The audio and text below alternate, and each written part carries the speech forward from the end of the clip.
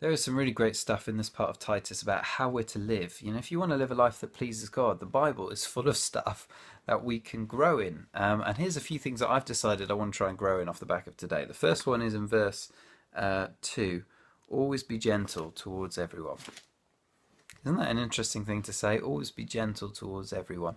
Gentleness is not a highly rated thing in our world, particularly if you want to get ahead in life. You know, the idea that you should be gentle doesn't really seem to sit. It's much more you should be forceful and ambitious and determined and back yourself and be a winner and it's not wrong to want to go for it, and it's a good thing to want to succeed. I think that's a God-given thing, but gentleness matters to God, and He treats people with such kindness and gentleness when He's around. Jesus, you see the way that He looks after people. Well, we should seek to copy that. So be gentle and treat people kindly.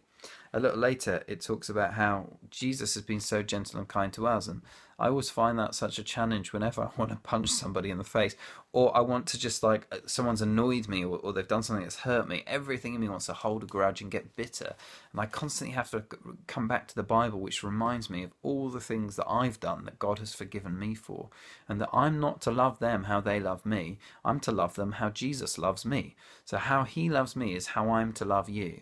And He loves me in this gentle way, this kind way, this gracious way, that He comes when I didn't deserve it, not because of the things I've done, but because of His mercy, and He loved me anyway.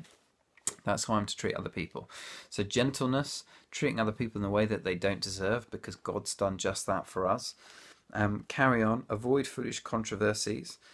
He's specifically talking about the law. Back in those days, they were arguing about that a lot, but I think it's worth just being wise about what arguments we allow ourselves to get involved with and what we avoid.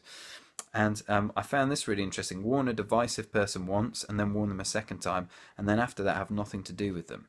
Let's not be divisive. Let's not be people that play politics, that set people up against each other, that manipulate, that try and get our own way through enjoying the fact that other people are having arguments or they're falling out. Let's be people that actually bring unity. That's so much more what Jesus came to do, is to bring a oneness to the human race, to draw us back into relationship with God, but also into relationship with one another. So let's choose not to be divisive people.